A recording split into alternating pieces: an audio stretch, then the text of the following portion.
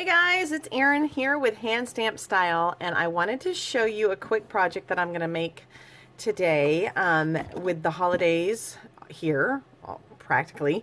You're going to need quite a bit of packaging ideas, and I thought it would be a great time to show you how easy it really is to use the gift bag punch board.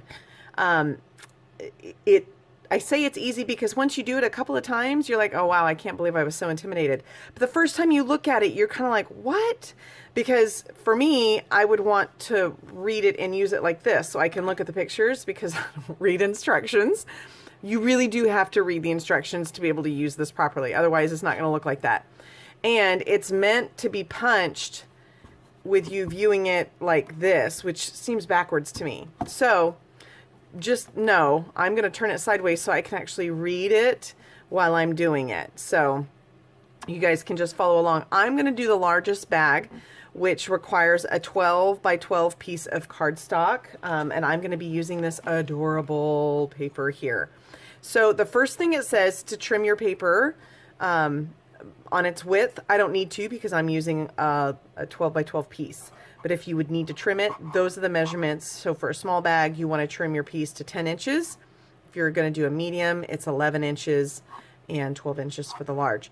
And then you're going to trim your paper lengthwise, depending on the size you're going to do, at either 4 inches or at 12 inches. Now, I have found for this, you can get a little creative and it really won't matter because it just means how long your bag will be. So keep that in mind.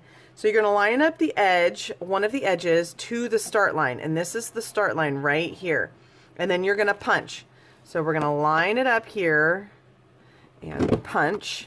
Then it says the next step is to score the horizontal line either at small, medium, or large, depending on where you cut it. So mine is a large at 12 inches. So I'm going to score it at the large line, which is right here.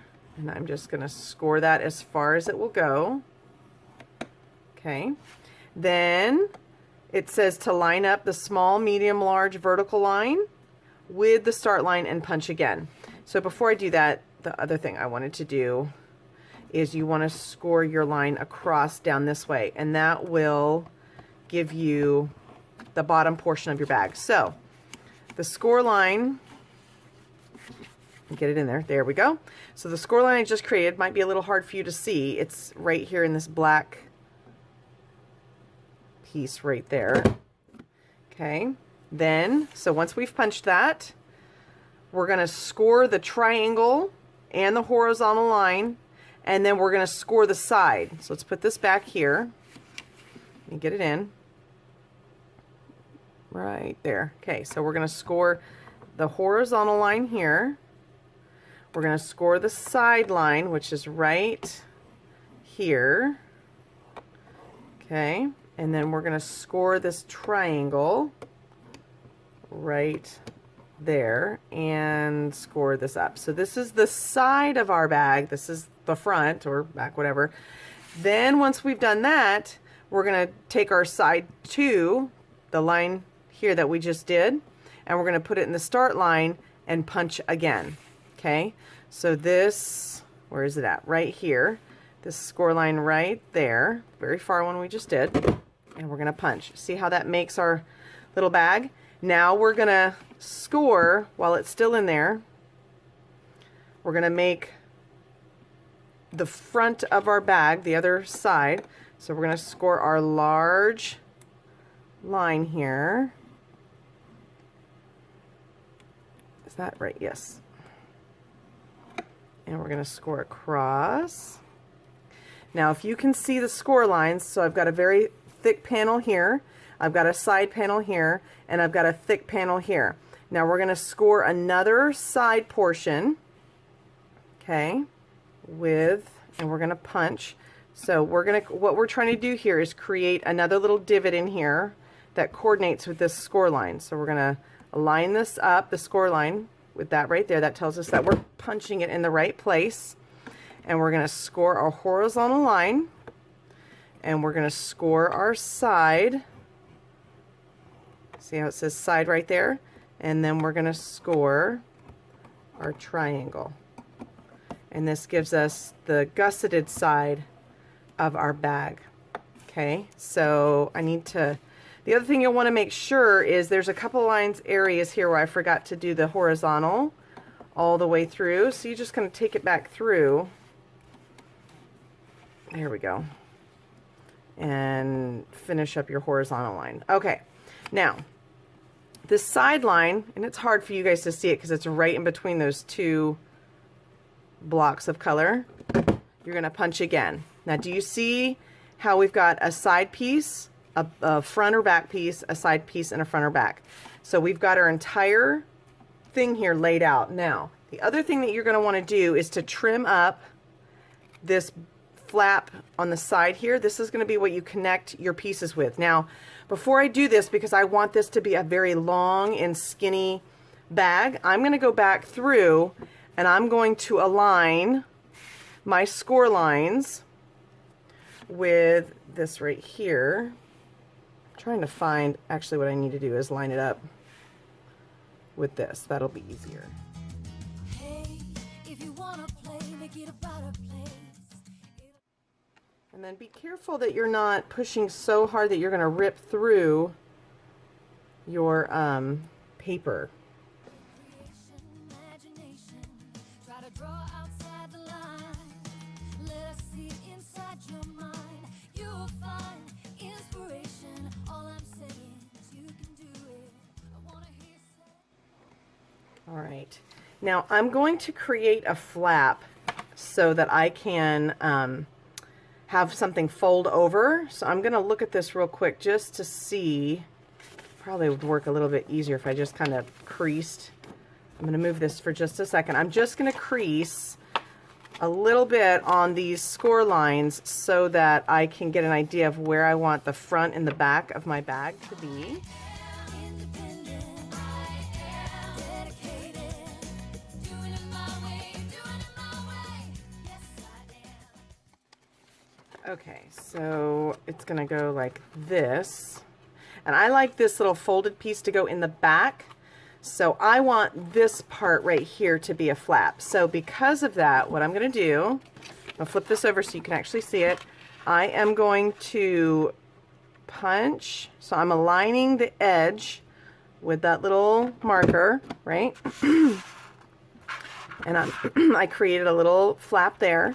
And then I'm going to align this score line here with that, and see how I've created this little flap. Now I'm going to take my paper trimmer and I'm going to trim off the rest of this from the top, and I'll show you how to do that here. Okay, I've got my paper trimmer here, and all I'm going to do is lay this in here so that this little divot sits just below the little cutout, right? And then I'm going to bring this all the way down and stop right there where it meets that. I'm going to remove that piece. Okay, so now the other thing I forgot to do, and I can go ahead and do it while it's just sitting in here because it's easy, but you're going to want to put a score along that flap. Okay, now we'll put our little box together.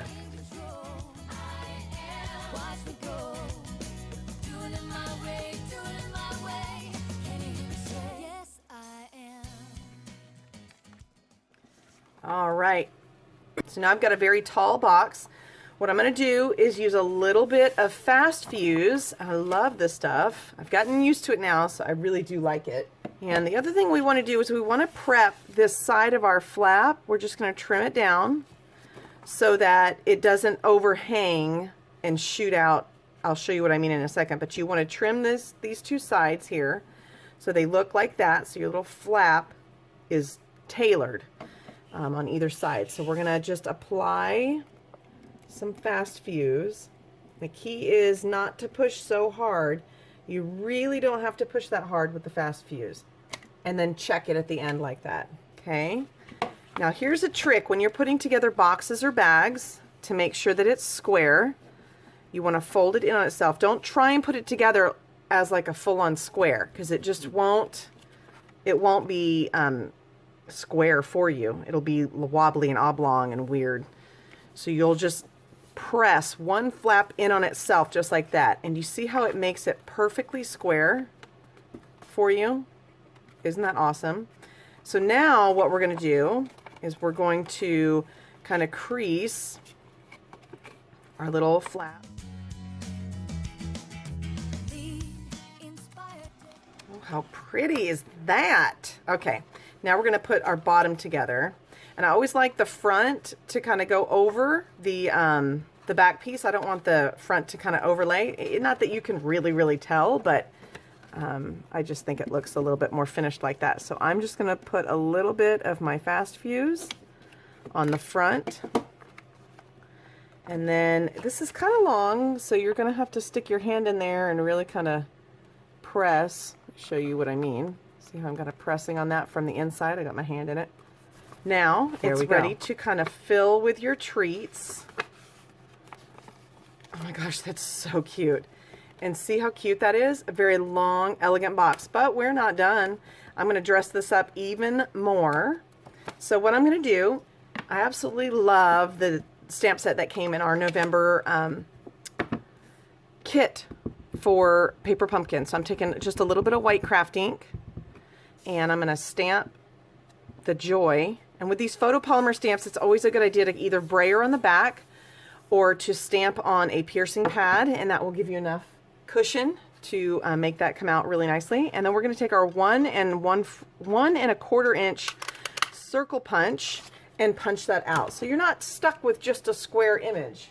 Lastly, I'm going to take one of these small metallic doilies. I love these things. They're so freaking cute. It's just adorable. All right, and then with just a couple of dimensionals, just like so. Oh my gosh, that's so cute.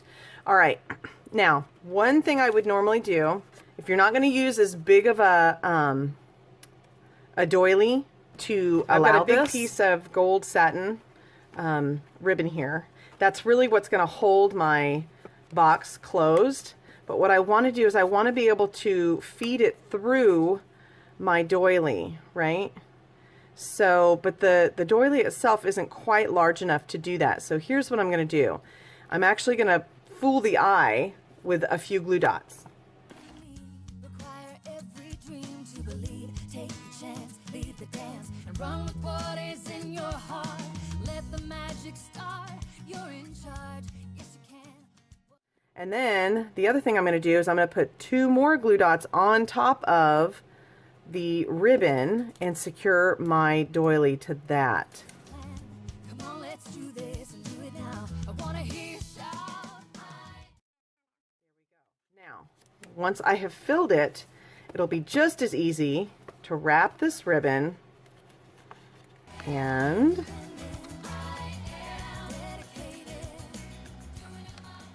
tie it off just like that. Oh my gosh, how cute is that? Seriously. And you could fit something really long in there, which is awesome. Hope you guys like this. Have fun with that punch board. It really is not that intimidating. Use it a few times. Just follow the instructions. It'll be a breeze, I promise. Hope you guys enjoyed this. If you did, please do me a favor and share it with a friend. And until next time, guys, have fun, be creative, and take care.